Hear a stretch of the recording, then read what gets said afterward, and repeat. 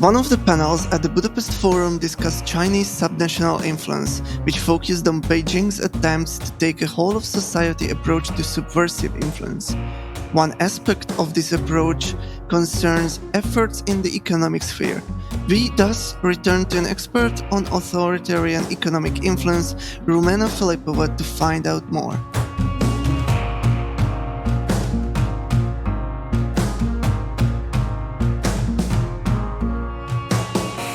Ez itt a Political Capital podcastja.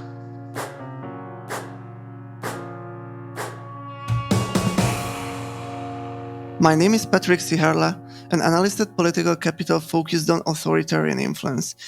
Rumena Filipova is the chairperson and co-founder of the Institute for Global Analytics and the panelist in the above-mentioned discussion, who we are welcoming now to talk about how malign foreign powers, particularly Russia and China, use their economic clout to convince Western societies and elites to act in line with their interests.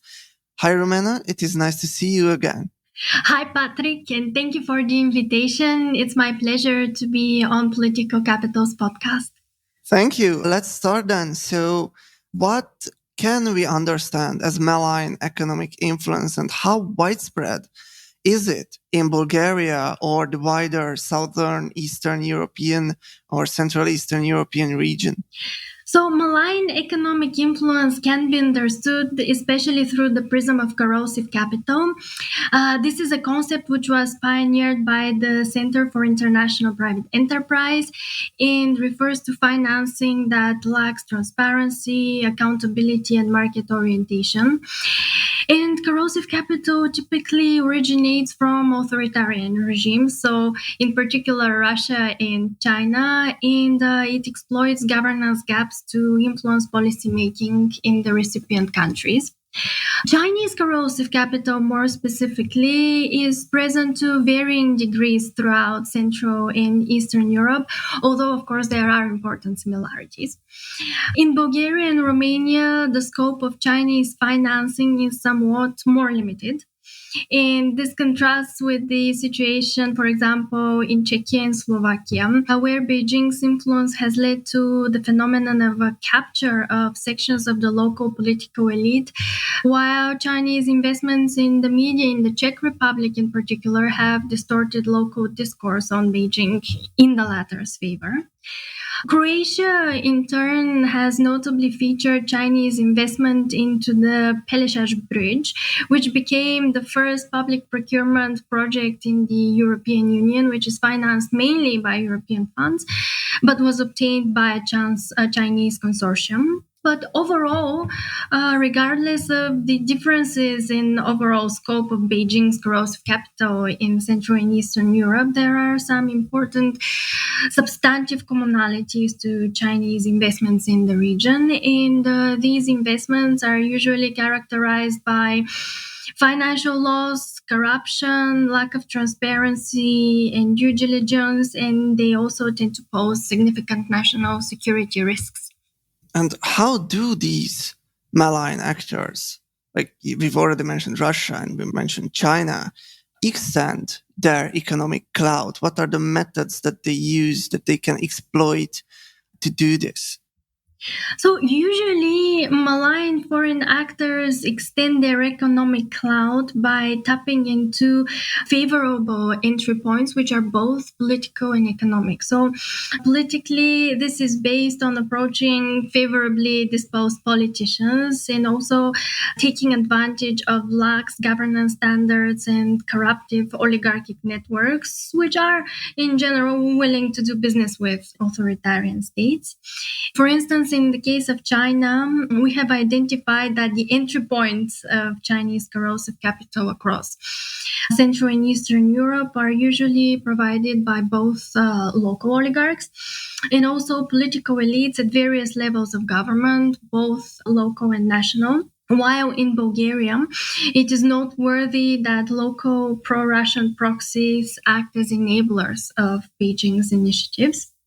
Now, on the economic side, China and Russia tend to expand their leverage by investing in both critical national assets, on the one hand, which hold significant strategic value and long term potential for influence, as well as tapping into and financing ailing businesses and deficits in local infrastructure. What do you think are the similarities and differences between the approaches of Russia and China to economic influence?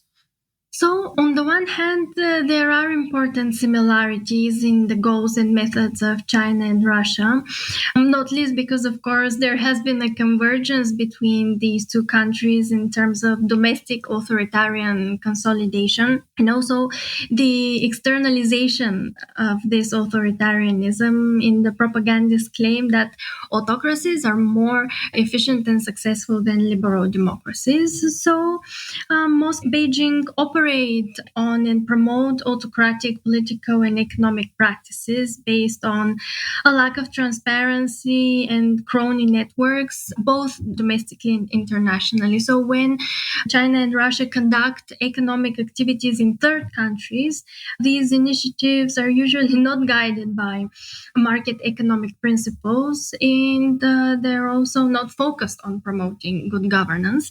But of course, there are important differences between China and Russia, and this is not least in the starting base of their influence, especially in Central and Eastern Europe. So, Russian influence is very much historically path dependent because it is rooted in these long-standing political, business, and media networks established in the region for decades.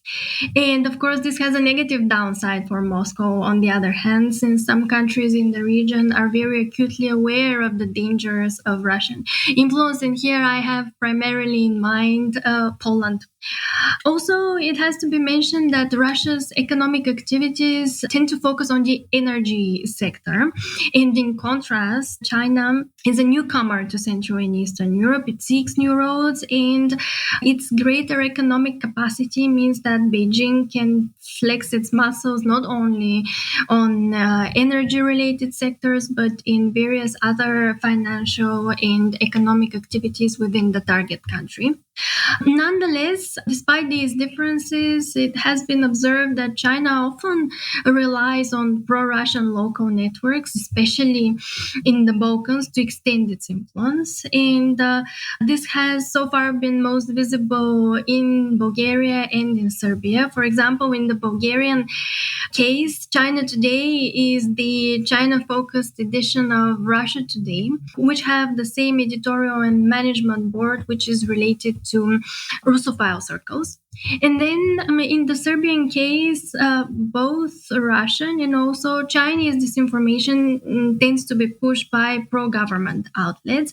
And there is also a high-level National Council for Coordination of Cooperation between Russia and China. So to sum up, there are similarities in the goals and methods that China and Russia use by virtue of them being authoritarian countries. There are also differences, increasingly some overlaps as the two tend to amplify each other's activities in some countries. And would you say that we have to be wary of all these sort of authoritarian investments into local economies? Or are there any that can be beneficial to the host country? Because the thing is, like looking at the Xiaomi investigation that was published by Lithuania, it seems like we have to be concerned even about, simple devices, let alone investments. What's your take on that? Indeed. And first of all, speaking from the perspective of the most recent research that we have conducted on Chinese and Russian corrosive capital in Central and Eastern Europe with STIPE and also the Central European Institute for Asian Studies, a main comparative conclusion that emerges is that Chinese and Russian investments usually lead to negative repercussions rather than any benefits. But I guess in theory, Russian and Chinese investments could be potentially beneficial if very robust local economic and governance standards are enforced.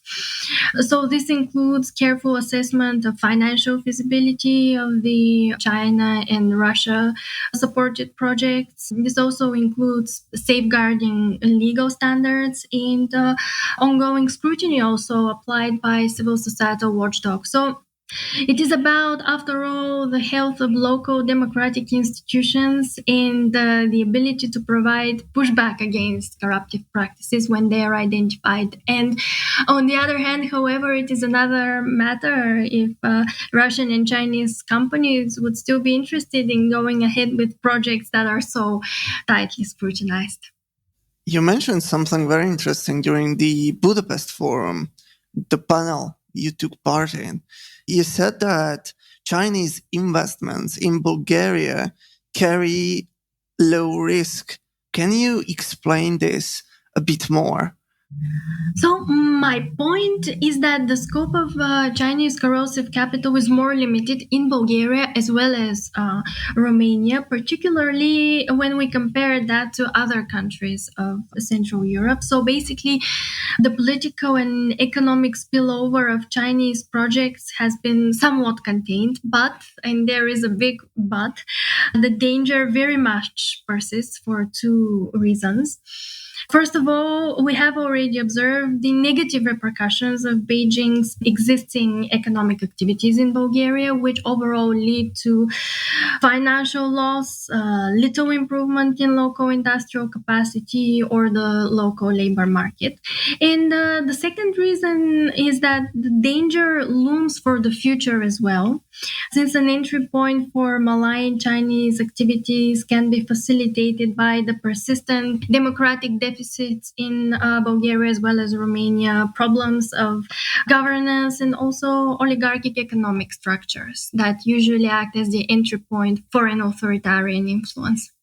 So we've already mentioned this. You've said that these authoritarian investments often bring more disadvantages than benefits. And yet, local political elites in less developed EU member states often claim that good relations with Russia and China could bring economic benefits to the country. So why do you think they are saying that when data, points in the opposite direction?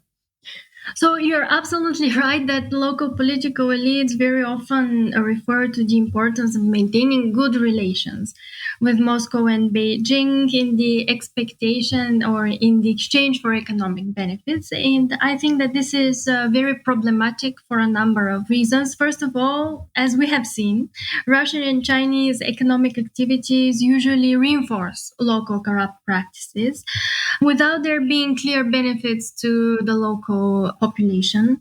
Secondly, attempting to conduct a sort of balancing policy and maintain close relations with both Russia and China and the West actually can dilute Central European countries, EU, and NATO commitments, and they can also be seen as unreliable allies. And last but not least, we should also take into consideration the fact that the much longed for prospects of Chinese investments actually tend to remain on the level of promises and Chinese pledges, and the majority of those pledges have not been realized. And in Hungary, we have some very significant Chinese-led projects. The main one is the renovation of the Budapest-Belgrade Railway, the Hungarian phase. It is being financed by a Chinese loan. It is being built by a consortium of Chinese companies and the Hungarian company connected to one of the closest oligarchs to Prime Minister Viktor Orban. And experts say that it would become profitable only in about 120 to 2000 years. So I think, this is one of the prime examples of this. But what I wanted to ask you about this is there anything similar being planned in Bulgaria, either in relation to Russia or in relation to China? Or do you think that there would be political forces in Bulgaria who would, support such projects? I think things still remain on the level of promises and some generally unrealized plans. And I would like to give an example with Chinese investment interest in the Varna port, which is Bulgaria's largest port on the Black Sea, and it is part of NATO's critical naval infrastructure. So in 2019, the contract was signed for 120 million euros for the expansion and improvement of the general infrastructure of the Varna port. So not much has happened since 2019. However, this is an important national security risk if the plans go ahead, because, as I mentioned, the Varna port is part of NATO's critical naval infrastructure. Also, Varna hosts NATO's coordination center, which monitors security threats and the security situation in the Black Sea. So even though the situation in Bulgaria has not been as critical as in Hungary in terms of Chinese investments and their actual realization, still we have to be wary of the potential of Chinese corrosive capital and plants in Bulgaria. I'm really happy that you mentioned critical infrastructure. So I was wondering if you think that governments should reject the participation of malign foreign actors in some public procurement tenders concerning critical infrastructure, even if it raises the costs for the construction of that infrastructure. So would there be a long-term benefit to such an approach? And how do you think local political elites can actually, sell the message to their people that, this might cost more, but it would be better in the long term? So this is a very important question. In general terms, public procurement should be conducted in a competitive way and also in a publicly transparent way. So all the information should be available to the public. But rejecting the participation of malign foreign actors in some procurements, I think, can be a useful and, of course, stringent step, especially following a risk assessment that such public procurement investments from foreign actors lead to negative economic consequences and pose a national security vulnerability. So there should be a clear assessment, and it should be also straightforwardly communicated with the public. Just one example, the Romanian government signed a memorandum that blocks the awarding of public infrastructure contracts to companies from countries that do not have a bilateral trade agreement with the European Union. So this, in a way, also represents an opportunity to pursue a longer term strategy of coordinating with EU counterparts, such as through the Union's FDI screening mechanism, and in this way take common action. So even though there may be some costs when there is a more concerted cooperation with EU counterparts, this means that each country within the Union can collectively enhance bargaining power and push for better terms and only implement the economically feasible public procurement projects. Is Bulgaria going to let Chinese manufacturers bid for Bulgaria's 5G network or play a role in building Bulgaria's 5G network, for instance? So Bulgaria has joined the US's Clean Network Act, which was an important step in terms of blocking the use of Huawei equipment for the construction of Bulgaria's 5G network. But there haven't been many significant public and political discussions on the matter, unfortunately. So even though this has been a very important issue, it has not yet been part of Bulgaria's local political debate on what to do with 5G. So again, it's very important to raise awareness of the risks of China's involvement and conduct a much more comprehensive assessment of the dangers and communicate them clearly to society. Other than that, Huawei ranks among the top two retail sellers in Bulgaria. It has also cooperated with all of Bulgaria's major telecommunications companies, but it does seem that they're on the way to excluding Huawei from the construction of 5G. It's really good that we've already mentioned some potential solutions. What do you think governments can do to counter the economic influence of malign foreign actors? And separately, what could the EU do to do that? Broadly speaking, governments should above all ensure conditions for the attraction of constructive capital, and also they should foster an environment which enables free enterprise and innovation. And even more generally, Euro-Atlantic partners should strengthen coordinated corporate financial transparency initiatives, which target in particular offshore havens, laundering Chinese, Russian, and other authoritarian states' financial flows. When it comes to Southeast Europe, there are some very specific and persistent problems that need to be tackled. First of all, it is paramount to address rule of law deficiencies. And it is also vital to reduce the bureaucratic burdens that hamper business enterprise through the introduction of comprehensive digitalization for businesses. And so this is a major way to attract constructive investments and support local and enterprise and innovation. And then accompanying that, there should be education in entrepreneurship, which should be introduced in a much more sustained manner in schools. And now, when it comes to the European Union, I think it should exercise greater vigilance of and monitor the economic activities of Russian and Chinese companies, which it is admittedly starting to do through the investment screening mechanism.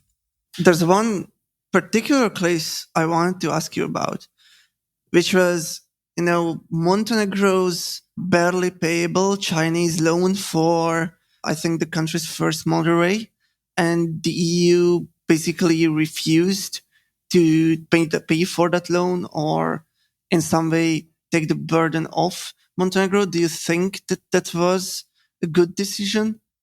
I think this case highlights a number of problems and hard decisions that have to be made. Now, on the one hand, this story highlights the Western Balkans' very significant vulnerability to Russian and Chinese influence, which is, I would say, much more significant than in the case of Bulgaria, Romania, and the rest of the EU member states, because there is still a lot of need and deficiency in critical infrastructure. So when the EU does not take part in such projects, or when it does not fill in particular local needs, this provides ample opportunities for foreign actors to meddle and establish a foothold in the Western Balkan countries.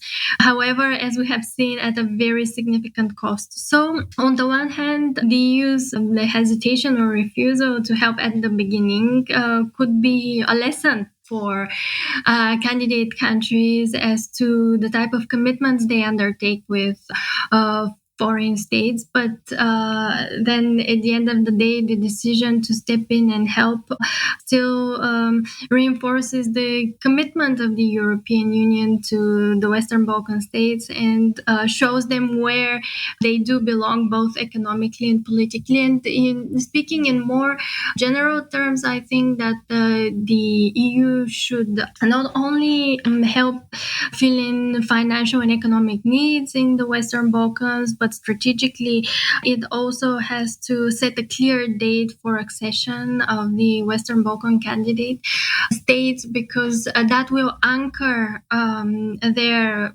faith and trust in the European projects, and also push them to conduct the relevant reforms. Because if they don't see their future as being firmly grounded in the European Union, they may be tempted to turn to China and Russia. Well, I think we still have a little bit more time. And I'd like to ask you one question that's less relevant to the topic, but might be extremely relevant to some of our listeners. You in Bulgaria are going to have your third election this year. How do you see the outcome of the election? And do you think that Bulgaria will finally get a government after the third occasion? So I think that the situation is still very much unclear, but just to provide the context here of Bulgarian politics, we haven't been able to form a government after 2 rounds of elections, but it's not only about the technical matter of forming a coalition government, but it has to do with this tug of war between the so-called, as they have been branded in political discourse, forces of the status quo or stability, and then on the other hand, the political force for change. And how this competition or configuration of the political landscape will be resolved is still very uncertain. And especially it is hard to judge from our current position right now. But in all cases, I think it's good for democracy and for democratic proceedings to have elections, even though they do not lead to sometimes a substantive outcome or a stable government. I think it's important for citizens to deliberate, to make up their minds about what the different political forces offer and do, and how they behave in a parliament, in the potential government negotiations, and then do their civic duty and vote. Well, thank you, Rumena, for this discussion. It is a really, really interesting topic, I think.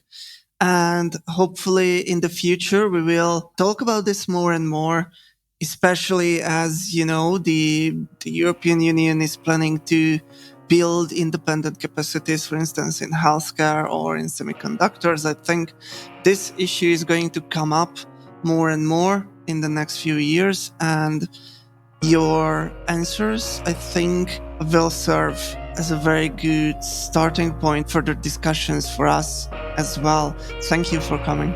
Thank you, Patrick.